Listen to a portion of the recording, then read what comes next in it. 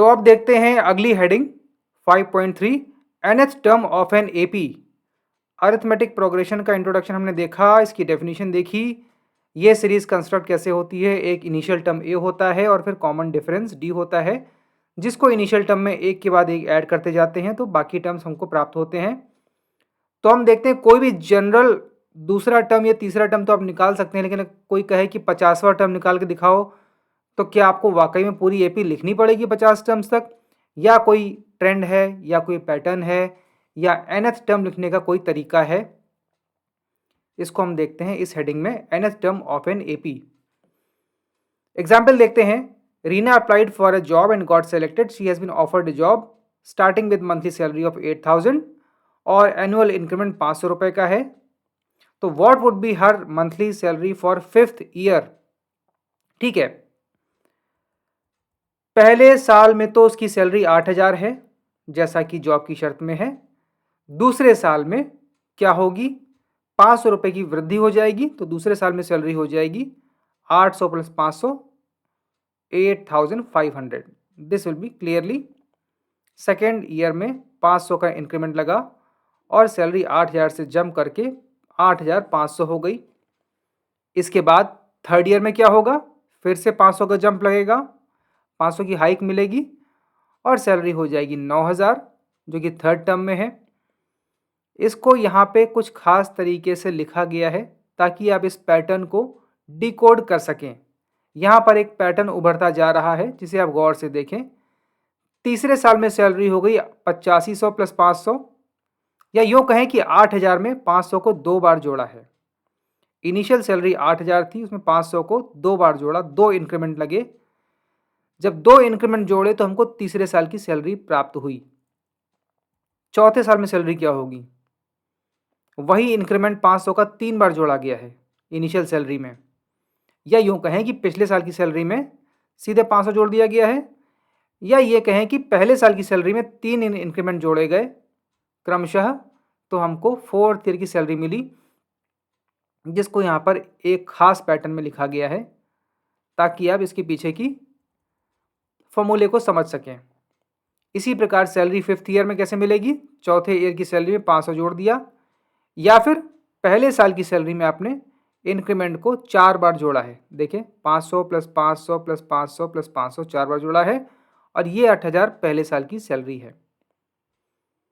फिर यहाँ पे इसको इस रूप में लिखा गया है 8000 plus 5 minus 1 into 500 for 5th year. अब इनको आप ऑब्जर्व करेंगे तो ये श्रेणी मिलेगी आपको। सैलरी रेस्पेक्टिवली पहले साल के एंड में 8000 थी, फिर अगले साल 8500 हो गई, फिर 9000 हो गई, फिर 9500 हो गई, फिर 10000 हो गई। ध्यान से देखें, हर बार 500 रुपये का इंक्रीज या इंक्रीमेंट या जंप या हाइक मिलता जा रहा है। क्लियरली ये एक एपी सीरीज है क्योंकि इसके टर्म्स में कॉन्स्टेंटली एक नंबर को ऐड करके आगे इसको बढ़ाया जा रहा है।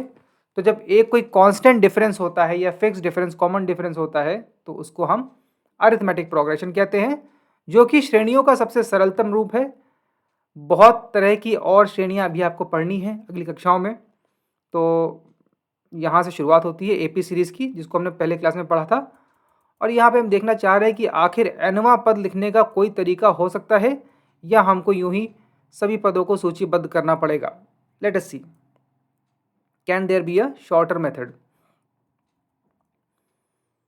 अब इस तरह से अगर आपसे 15 साल की पूछ ली जाए सैलरी क्या होगी, या 25वीं साल की, तो क्या आपको हर बार सारे पद लिखने पड़ेंगे जोड़ जोड़ के, या फिर can we make this process shorter? देखें, थोड़ा आइडिया आपको लग गया होगा कि क्या पैटर्न उभर रहा है। जिस वर्ष की सैलरी प्राप्त करनी है उससे एक कम बार 500 को पहली सैलरी में जोड़ दो, या उससे एक कम बार कॉमन डिफरेंस को इनिशियल टर्म में जोड़ दो। ये पैटर्न उभरता नजर आ रहा है। अगर तीसरे साल की सैलरी प्राप्त करनी है तो इंक्रीमेंट को दुगना करके पहले टर्म में जोड़ दो। अगर चौथे साल की सैलरी प्राप्त करनी है तो इंक्रीमेंट को 3 गुना करके पहले टर्म में जोड़ दो। अगर 5वीं ईयर की सैलरी प्राप्त करनी है तो इंक्रीमेंट को 4 गुना करके पहले टर्म में जोड़ दो। ये हमने देखा इंडक्टिवली। इस प्रकार हमको अगर 15वें साल की सैलरी चाहिए है, अगर आपको सैलरी फॉर 15th ईयर लेनी है तो इंक्रीमेंट को 14 बार पहली सैलरी में जोड़ दो।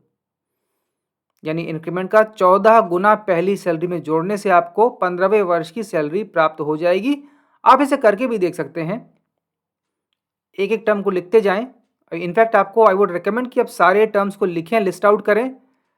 दूसरे तीसरे साल, चौथे साल की, 5वें साल की दी है, फिर छठे, 7वें, 8वें, 9वें, 10वें, 11वें, 12वें, 13वें, 14वें, 15वें वर्षों की सैलरी को लिखें, जोड़ें, कैलकुलेटर का भले इस्तेमाल कर लें। वैसे तो नंबर काफ़ी सिंपल हैं, लेकिन इस बात को आप करके देखें, क्योंकि कहा जाता है कि जब करते हैं तो सीखते हैं वास्तव में हैं। देखने से चीज़ें भले याद रहती हैं, लेकिन जब तक आप करते नहीं तब तक आप उसको समझते नहीं हैं। तो एक बार मैनुअली खुद से पूरी फर्स्ट प्रिंसिपल से इस गणना को करके देखें, उसके बाद आपको संतुष्टि हो जाएगी कि ये फॉर्मूला जो लिखा है वास्तव में ये पैटर्न सही यहाँ पर दर्शाया गया है।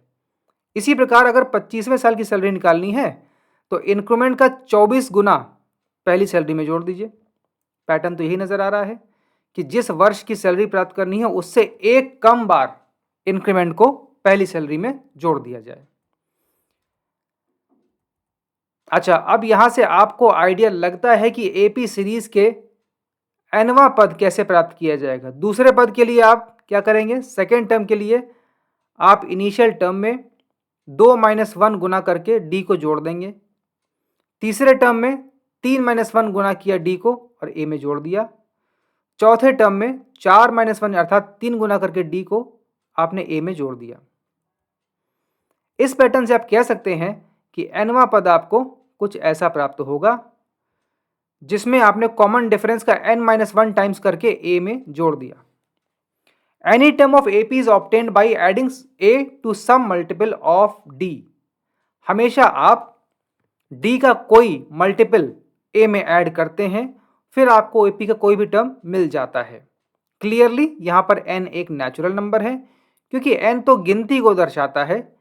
an d ये सब एक रियल नंबर है, लेकिन n एक नेचुरल नंबर है क्योंकि वो नंबर्स की टर्म्स की काउंटिंग से संबंधित है और काउंटिंग के लिए हम नेचुरल नंबर का इस्तेमाल करते हैं। nवें टर्म को a सबस्क्रिप्ट n करके लिखा जाएगा। nवां पद हो गया a प्लस n-1d। ये बन गया फॉर्मूला जो आपको याद रहना चाहिए। अब यहां से आप देख सकते हैं कि पहला पद निकालने के लिए आपको n की वैल्यू 1 रखनी पड़ेगी। n की वैल्यू 1 रखते ही ये 0 हो जाएगा, तो a1 हो जाएगा a itself which is the initial term of the AP। Second term निकालने के लिए n की वैल्यू 2 रखनी पड़ेगी, तो हो जाएगा a प्लस डी, जो कि होना भी चाहिए। दूसरे पद के लिए आप पहले पद में सिर्फ एक बार d को जोड़ते हो सक्सेसिवली। इसी तरह तीसरे पद के लिए a में 2 बार को d को जोड़ा है और चौथे पद के लिए a में 3 बार d को जोड़ा है। इस डिडक्शन को ध्यान से देखें और आप गौर करें, nवां पद निकालने के लिए d को n-1 टाइम्स करके a में या इनिशियल टर्म में जोड़ा जाएगा। d यहाँ पे कॉमन डिफरेंस है, a इनिशियल टर्म है और n है पदों की संख्या, अर्थात n हुआ एक नेचुरल नंबर और a सबस्क्रिप्ट n हुआ nवां पद। तो ये आपको पहला फॉर्मूला प्राप्त हुआ जो कि इस हेडिंग का उद्देश्य है, finding nth term of an AP। आपने ये पैटर्न देख के इसको डिड्यूस किया। an को जनरल टर्म ऑफ AP भी कहते हैं। अगर m टर्म्स हैं तो an की जगह am हो जाएगा, कोई भी सब्सक्रिप्ट हो सकती है। लास्ट टर्म के लिए अगर AP फाइनाइट है तो उसमें फाइनाइटली मेनी टर्म्स होंगे, तो लास्ट टर्म के लिए हम कई बार L प्रतीक को भी यूज करते हैं। इनिशियल टर्म a हो गया, फाइनल टर्म L हो गया, कॉमन डिफरेंस d हो गया, nवां पद an हो गया या am यदि पदों की संख्या m ली जाए तो। अब कुछ उदाहरणों से इस कंसेप्ट को और समझते हैं। एक AP दी है 2, 7, 12, इसका 10वां पद निकालना है। एक तरीका तो ये हुआ कि आप इसको लिस्ट आउट कर दो। आई वुड रिकमेंड कि शुरुआत में आप सारे टर्म्स लिस्ट आउट करें और फॉर्मूला निकाल के भी देखें कि दोनों उत्तर एक समान आ रहे हैं, जिससे आपका इस फॉर्मूले में विश्वास बढ़ेगा और आपको वो आसानी से याद भी हो जाएगा। शुरुआत में बेबी स्टेप्स लेना बहुत ज़रूरी है, क्योंकि नए कंसेप्ट को थोड़ा ग्रहण करने में, थोड़ा हजम करने में समय लगता है। एक बार हाथ से काम करें, धीरे धीरे बेबी स्टेप्स लें और आप इस फॉर्मूले को बेटर अप्रिशिएट करेंगे। फिर आपको धीरे धीरे ऑटो पायलट मोड में याद हो जाएगा। 10वां पद निकालने के लिए आप सिंपली इस फॉर्मूले का इस्तेमाल करके यहाँ पे n का मूल्य 10 रख देंगे, n की वैल्यू, तो a10 आ जाएगा small a plus 9 times d। जो पद निकालना होता है, जिस काउंटिंग का टर्म निकालना होता है, उससे एक कम बार d को हम प्रथम पद में जोड़ते हैं। ये हमने अभी ऊपर पैटर्न्स के माध्यम से देखा। तो 2 प्लस 9 टाइम्स d, इस एपी में आपको a भी पता है और d आप विजिबली देख सकते हैं 5 है, तो 2 प्लस 9 इंटू 5 47, ये 10वां पद आ जाएगा। इसी प्रकार इस एपी का 100वां पद, 50वां पद खुद से निकाल के देखें। पहला सवाल बहुत आसान है, इसको आप विस्तार से करें। 10वां पद निकालिए, फिर 20वां निकालिए, 30वां, 40वां, 50वां, 60वां, 100वां तक निकाल के लिस्ट आउट कीजिए और इस पूरी चीज़ को लिखिए भी। इस प्रकार पूरे पहले सवाल पे आप रिसर्च कर डालिए, उसके बाद आगे बढ़िए, तो आपकी समझ बहुत बेहतर हो जाएगी और आगे आपको बिल्कुल भी कठिनाई नहीं आएगी। अगला प्रश्न है, which term is of this AP is -81। आपको ये एपी दी है, आपको बताना है इसका कोई पद -81 होगा क्या, या इस एपी में कभी आगे शून्य आएगा या नहीं आएगा। ध्यान दें, ये एपी एक घटती हुई एपी है, घटती हुई सतत श्रेणी है, डिक्रीजिंग एपी है। तो हो सकता है डेफिनेटली एक समय के बाद इसके टर्म्स घटते घटते नेगेटिव होना शुरू हो जाएंगे, लेकिन क्या उस क्रम में कभी 0 इस एपी में शामिल होगा या नहीं होगा, ये आपको जांच करनी है। अगेन एक तरीका तो यही हुआ कि आप पूरी एपी को लिख डालिए। आई वुड रिकमेंड शुरू में आप एपी को पूरी लिखिए, फिर आपको पता लगेगा कि दोनों मेथड्स में कितना फ़र्क है, कितना समय और श्रम बचता है। तो आप नेचुरली फॉर्मूला और कंसेप्ट के प्रति ग्रेविटेट होंगे, उसके प्रति आकर्षित होंगे और मैनुअल वर्क को किनारे कर देंगे। ठीक है, क्या इस एपी में कभी -81 आता है? यदि आता है तो वो कौन से क्रमांक पे आएगा? चलो मान लेते हैं कि nवां पद 81 है, तो फॉर्मूला हमारे सामने है an is equal to a plus n minus 1d, जहाँ पे nवां पद हमने -81 मान लिया है। स्मॉल a हमको पता है 21, स्मॉल d हमको पता है -3 है क्योंकि ये डिक्रीजिंग एपी है। nवें पद के लिए आपको n की ही वैल्यू पता करनी है। इस सरल समीकरण में केवल n ही अज्ञात राशि है। Linear equation in single variable which is n, इसे हल करेंगे तो n एक नेचुरल नंबर आ रहा है, जो कि आना भी चाहिए, जो कि 35। Therefore in this AP 35th term is -81। ठीक है, अब हम जानना चाहते हैं कि क्या इस एपी में शून्य भी गिरेगा, नजर आएगा। चलो मान लेते हैं अगेन कि कोई nवां पद शून्य हो जाता है, तो अगेन इसी समीकरण में आप कह देंगे A N is equal to 0। A small A और स्मॉल डी पता है, आपको एन निकालना है। देखते हैं एन क्या आता है। इस समीकरण में आपने जब सारे पद रख दिए तो एक अकेला एन ही अननोन है। लीनियर इक्वेशन को हल करेंगे तो एन 8 आ गया, which shows that the 8th term is 0। ठीक है, ये काफ़ी सरल एग्जाम्पल था। पांचवा देखते हैं, determine AP whose third term is 5 and 7th term is 9। यहाँ पर आपको ए और डी डायरेक्टली नहीं दिया है, यहाँ पे आपको तीसरा पद और 7वां पद दिया है।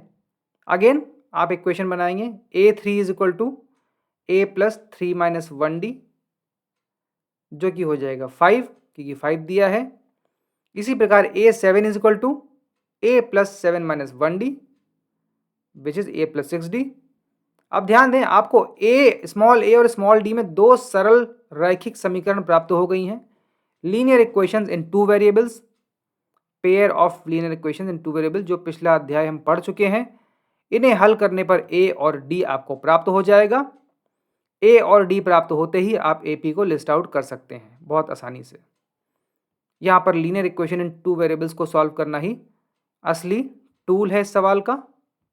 इसे आप ध्यान से पहले फॉर्मूलेट करें, उसके बाद इन लीनियर इक्वेशंस को हल करें, a और d प्राप्त होगा। अब यहाँ ये भी पूछा जा सकता है कि बताओ इस AP का 100वां टर्म कौन सा होगा। तो एक बार जब आपको a और d पता लग गए तो कोई भी पद आप इसका बता सकते हैं। Check whether 301 is a term in list of numbers. 5, 11, 17, 23 ये एक AP बन रही है, इंक्रीजिंग AP है। स्मॉल ए है 5, स्मॉल डी है 6। मान लिया 301 इसमें आता है। चलो देखते हैं, ए एन कोई एन वैल्यू के लिए एनवा पद 301 है, तो हम समीकरण बना देंगे A N is equal to N minus 1 D plus small A, जहाँ पर स्मॉल ए पता है, स्मॉल डी पता है, ए एन हमने मान लिया 301 है, लेट अस अज्यूम। तो इस समीकरण में आपको एन एक अज्ञात राशि है और हल करने पर एन को नेचुरल नंबर ही आना चाहिए, क्योंकि एन तो पदों की काउंटिंग से संबंधित है, तो n will be a natural number. Let us see what value of n we get. We are getting here n as a fractional number, whereas n should be a natural number. Therefore, इस श्रेणी में 301 नहीं आएगा. So 301 is not a term of the given list of numbers. ये objective questions बहुत आते हैं कि इनमें से किस श्रेणी में 301 आएगा या किस श्रेणी में 305 आएगा। इसी प्रकार रैंडमली आप 2-3 नंबर और लेके देखें और टेस्ट करें कि क्या इसमें फॉल करते हैं। अपने मन से रैंडमली 3 डिजिट के या 2 डिजिट के या 4 डिजिट के नंबर लेके देखें और लेट अस सी, एक जैकपॉट खेलें कि आता है या नहीं आता है, गेस करें। ओके, अगला सवाल है डिविजिबिलिटी से संबंधित, जो एपी सीरीज में बहुत अच्छा सवाल बनता है। ये बहुत सारे एग्जाम्स में आता है, कैट में, आईएएस में, क्लर्क की परीक्षा में और बाकी सभी एग्जाम्स में आता है।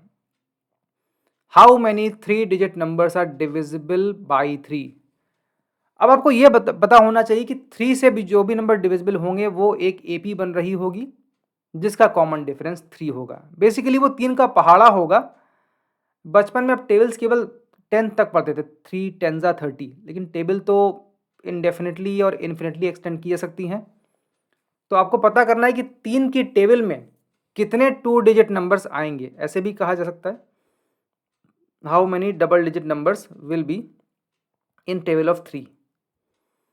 ठीक है, 2 डिजिट नंबर जो कि 3 से डिवाइड होते हों वो लिस्ट ये रही आपके सामने, 12 15 18 99 तक। 99 के बाद 100 आ जाएगा।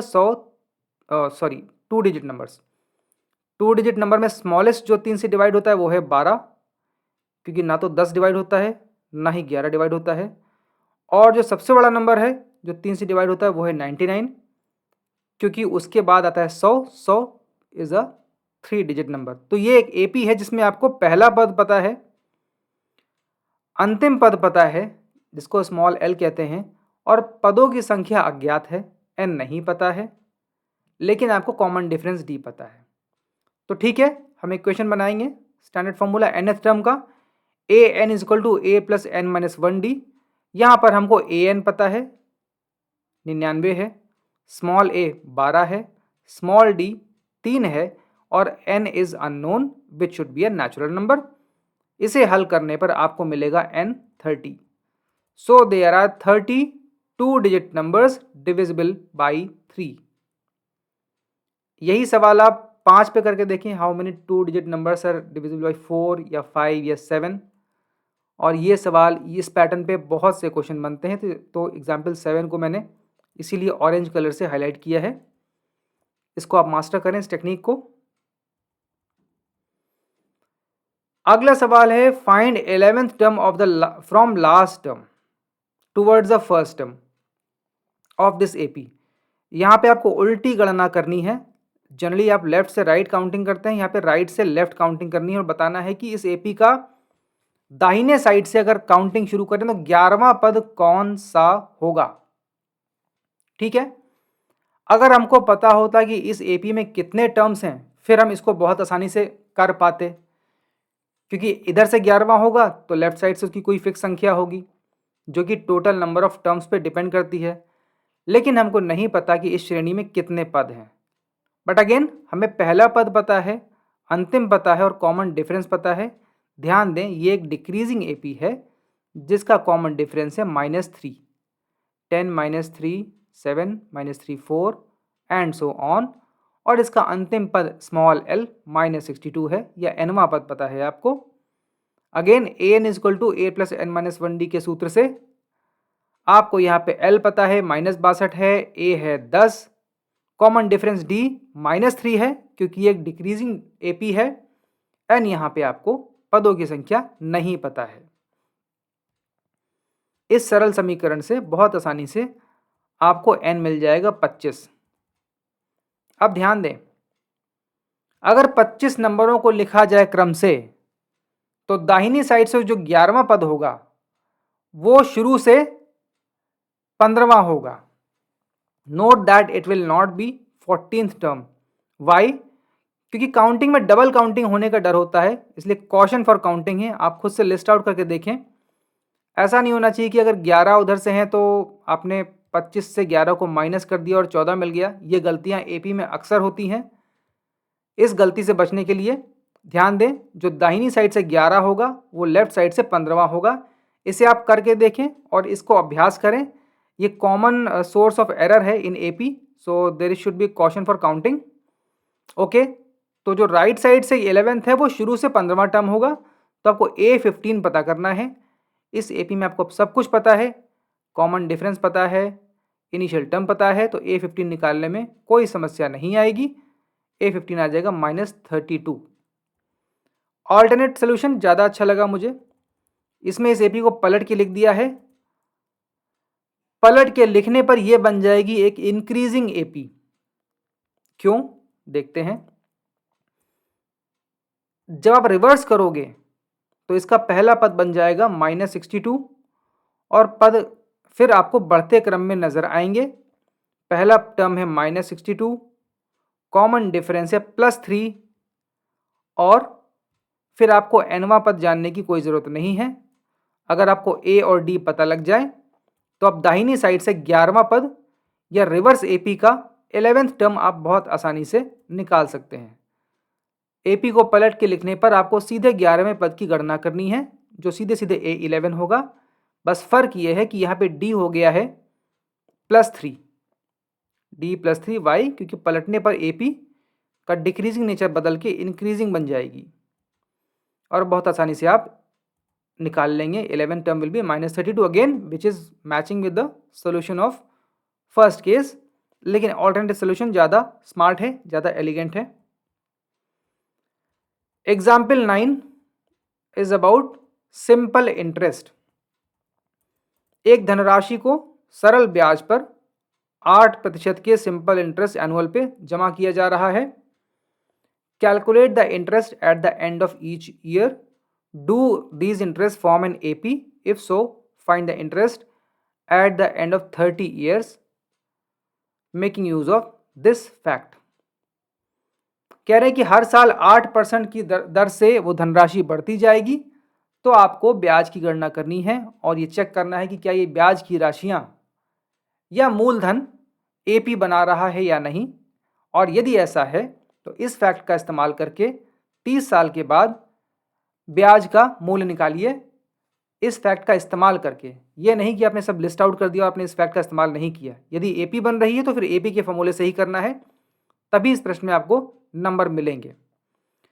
सिंपल इंटरेस्ट का फॉर्मूला जो हमने छोटी कक्षाओं में पढ़ा था वही होता है PRT/100, principal into rate into time by 100, जहाँ रेट और टाइम एक ही यूनिट को करस्पॉन्ड करते हैं। यदि एनुअल रेट है तो टाइम ईयर्स में लिया जाएगा एंड सो ऑन।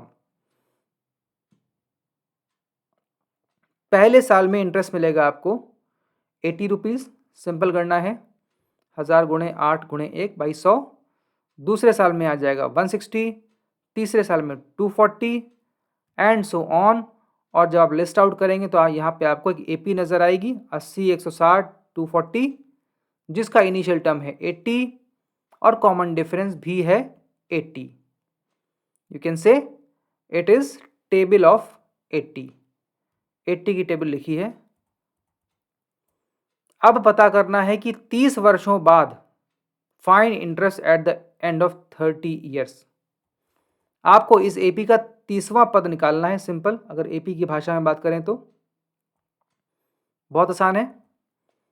A30 निकालने के लिए आप A + 30 - 1D का सूत्र लगाएंगे और मिल जाएगा 2400। It is an AP as the difference between consecutive terms is 80, that is D is 80 and also A is 80। याद रखें, सिंपल इंटरेस्ट में आपको हमेशा AP प्राप्त होती है, सरल ब्याज से सतत श्रेणी की रचना होती है। ये फैक्ट आपको याद रहना चाहिए। ये कई बार ट्रू फॉल्स के रूप में भी आ सकता है। So the interest at the end of 30 years will be 2400 और आपका जो मिश्र धन हो जाएगा उसमें आप 80 जोड़ दें तो 2480 विल बी द एक्चुअल आपका इन्वेस्टेड अमाउंट। 30 साल बाद इस ब्याज के साथ इतनी हो जाएगी। अगला सवाल है, in a flower bed there are 23 rose plants in first row, 21 in second, 19 in the third and so on. There are 5 rose plants in the last row, how many rose are there in the flower bed.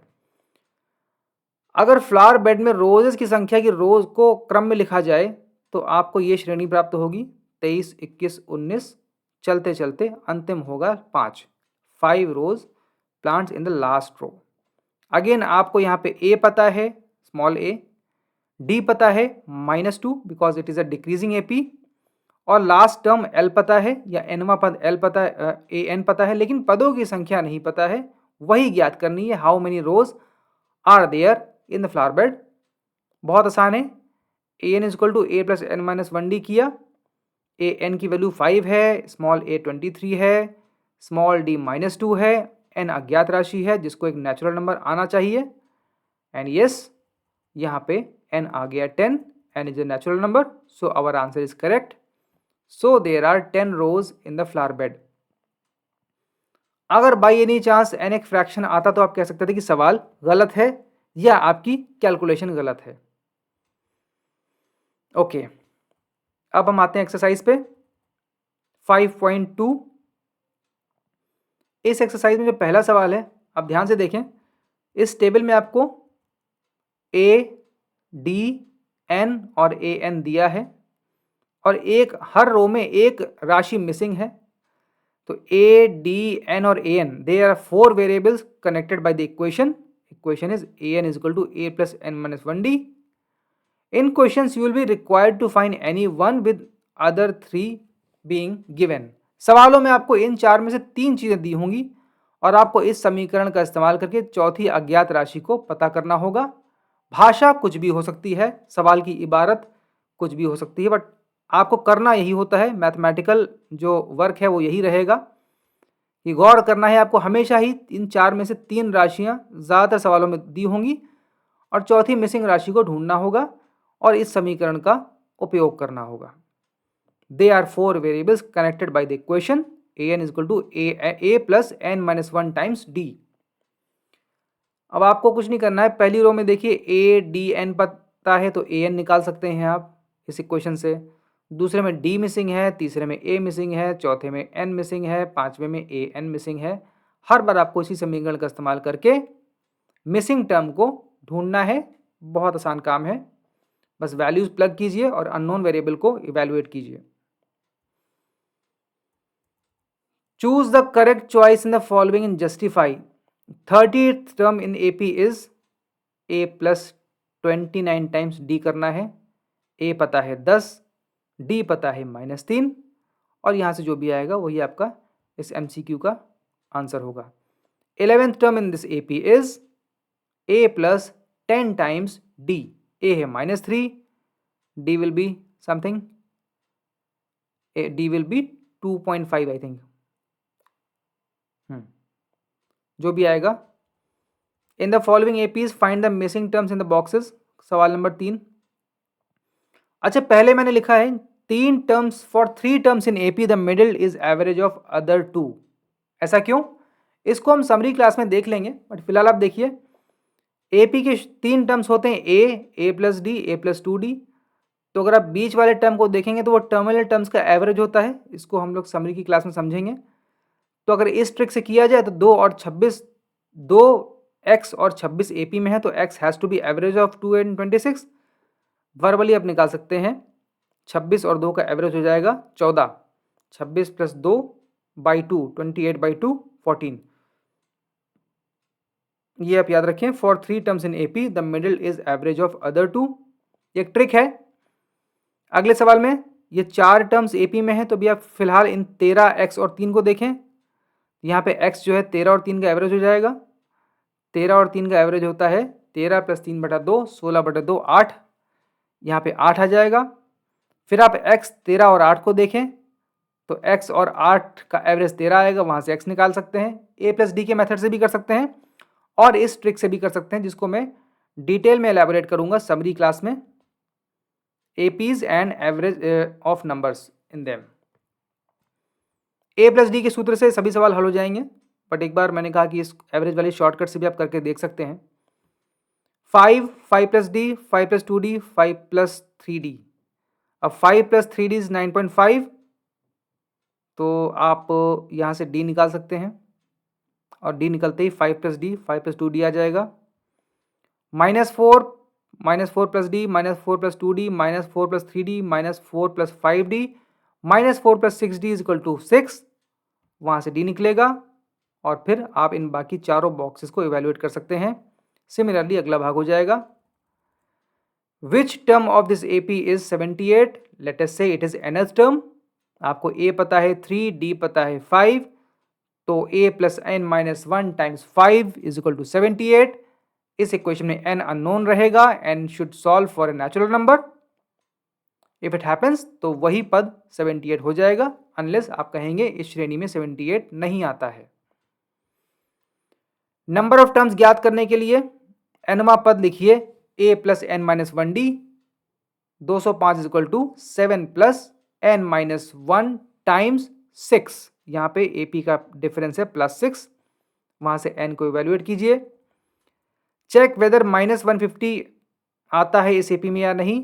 Late us से वो nवें क्रमांक पे आता है, तो -150 हो गया nवां पद, -150 is a plus n minus 1 times d हो जाएगा यहाँ पर -3, a हो जाएगा 11। और अगेन जैसे हम कई बार सवाल पहले कर चुके हैं, एग्जाम्पल किया था, यहाँ पे n का सोल्यूशन एक नेचुरल नंबर आना चाहिए। यदि आता है तो 150 इसमें आएगा, अन्यथा आप कहेंगे यह संख्या इस AP में नहीं आती है। Find the 31st term of an AP whose 11 term is 38 and 16 term is 73। ये वही सवाल है अभी जो हमने पहले एग्जाम्पल में किया था।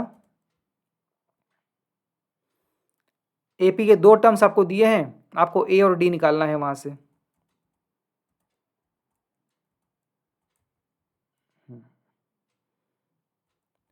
AP के 2 टर्म्स दिए हैं, 2 लीनियर इक्वेशंस बनेंगी, वहां से A और D निकलेगा, फिर आप जो चाहे वो टर्म निकाल सकते हैं। बहुत आसान है।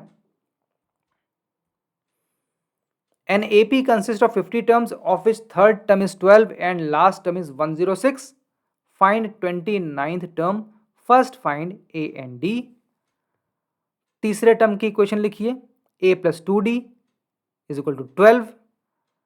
लास्ट टर्म की इक्वेशन लिखिए, 50वां टर्म है, a plus 49d is equal to 106। इन दो रैखिक समीकरणों से a और d को पहले हल कीजिए, फिर उसके बाद 29वां टर्म हो जाएगा a प्लस 28d, जहाँ पे आपने a और d पहले ही निकाला जा चुका है। सिमिलर सवाल है सवाल नंबर 9। 17th term of AP exceeds 10th term by 7, find the common difference. 17वां टर्म होगा a प्लस 16d और 10वां टर्म होगा a प्लस 9d।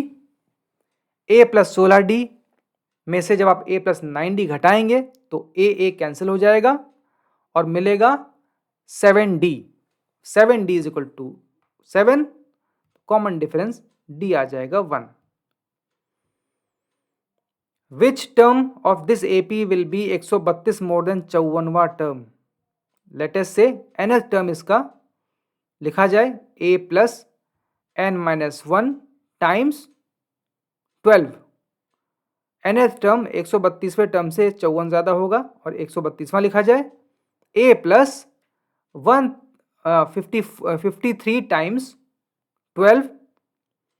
तो nth टर्म में से 54th टर्म को जब माइनस करेंगे तो आपको 132 मिलेगी। यहाँ पे आपको n की एक लीनियर इक्वेशन मिलेगी, जिसको सॉल्व करके विच टर्म आप निकाल सकते हैं। विच का मतलब है वो आपको n इवेल्युएट करना है, an की subscript. 2 APs have same common difference. The difference between 100 terms is 100. What is the difference between their 1000 term? दोनों का इनिशियल टर्म अलग अलग है। लेट अस से एक का a है, एक का b है, तो 100वां टर्म हो जाएगा दोनों का a + 99d and b + 99d। इनका अंतर 100 है। ये करते ही आपको a - b आ जाएगा 100। a - b 100 आते ही आप हजारवें टर्म का डिफरेंस निकाल सकते हैं। हजारवें का टर्म का डिफरेंस भी शायद वही होगा क्योंकि कॉमन डिफरेंस सेम है। दोनों एपी बस एक नंबर से शिफ्टेड हैं, तो उनके संगत पदों का डिफरेंस भी वेरी नहीं करेगा। ये आप करके देख सकते हैं। How many 3 digit numbers are divisible by 7? इस प्रश्न को आप संख्या 3 से विभाजित होने वाली दो अंकों की संख्या वाले सवाल से उसी तर्ज पे आप कर सकते हैं। Divisibility, how many 3 digit numbers are divisible by 7। यहाँ पे आपको टर्मिनल टर्म्स पता होने चाहिए, बाकी काम आप खुद कर सकते हैं। तो इस सवाल में जो टर्मिनल टर्म्स अर्थात प्रारंभिक और अंतिम टर्म्स हैं वो 105 और 994 हैं, वो मैंने हिंट के रूप में लिख दिया है। 3 डिजिट संख्याओं में सबसे छोटी संख्या जो 7 से विभाजित होती है वो है 105, और जो सबसे बड़ी संख्या है जो 7 से डिवाइड होती है वो है 994। अब इस एपी का पहला पद पता है, एनवां पद पता है, कॉमन डिफरेंस 7 है क्योंकि 7 से विभाजित होने वाली संख्याएं 7-7 के अंतराल पे आती हैं, या 7 का पहाड़ा चलता है आप कह सकते हैं। तो 7 के पहाड़े में 3 अंकों की कितनी संख्याएं आएंगी, ऐसे भी इस प्रश्न को पूछा जा सकता है। Again, how many multiples of 4 lie between 10 and 250? 10 और 250 के बीच में जितनी भी संख्या 4 से डिवाइड होंगी उन सबका अंतराल 4 होगा, अर्थात वो एक एपी बनेगी जिसका कॉमन डिफरेंस 4 होगा। और उस एपी के टर्मिनल टर्म्स होंगे, अर्थात पहला और एनवां पद होगा 12 और 248। 10 से बड़ा या बराबर सबसे छोटी संख्या जो 4 से विभाजित होती है वो है 12, और 250 तक की रेंज में सबसे बड़ी संख्या जो 4 से डिवाइड होती है वो है 248। तो अगेन एक एपी जिसका पहला पद है 12, एनवां पद 248 और कॉमन डिफरेंस है 4। यहाँ पे आपको एन की वैल्यू निकालनी है। 248 is equal to 12 plus n-1 times 4। Similarly पिछले सवाल में 994 is equal to 105 plus n-1 into 7। यहाँ पे आपको n निकालना है, तो how many numbers are divided आप हल कर लेंगे। बाकी सवाल भी आसान है। फाइंड वैल्यू ऑफ n, दो एपी दिए हैं तो एनवां पद कब बराबर होगा, n की कौन सी वैल्यू के लिए इनमें कॉमन टर्म आ जाएगा या नहीं आएगा। n has to be a natural number. Okay, 20th term from last term is find 20th term from right side. इस एपी को रिवर्स कर दीजिए और रिवर्सल वाले एग्जाम्पल की तरह इसे हल कीजिए। रिवर्स करने पर दाहिने साइड से या अंत से 20वां टर्म निकालना, उस एपी का एक्चुअली 20 बन जाएगा। रिवर्स करने पर उसका स्मॉल ए इनिशियल टर्म 253 हो जाएगा और कॉमन डिफरेंस हो जाएगा -5, क्योंकि ये नेचुरली ये एक इंक्रीजिंग एपी है। रिवर्स करने पर ये डिक्रीजिंग एपी हो जाएगी। इंक्रीजिंग एपी का कॉमन डिफरेंस है +5, तो रिवर्स्ड एपी का या डिक्रीजिंग एपी का कॉमन डिफरेंस हो जाएगा -5। इनिशियल टर्म 253 है, आप उसको एग्जाम्पल की तरह सॉल्व कर सकते हैं। बाकी दो सवाल भी बहुत आसान है। इन्वेस्टमेंट के एनुअल इंक्रीमेंट है 200 का। In which year did this income reach? इस एपी का कौन से क्रम का पद 7000 पहुंचेगा। अगेन अगला सवाल भी वैसा ही है। आप इन्हें हल करें, अभ्यास करें, और इस क्लास के बाद हम लोग अब पढ़ेंगे एपी के टर्म्स का योगफल। फिलहाल इस क्लास को यहीं रोका जाए।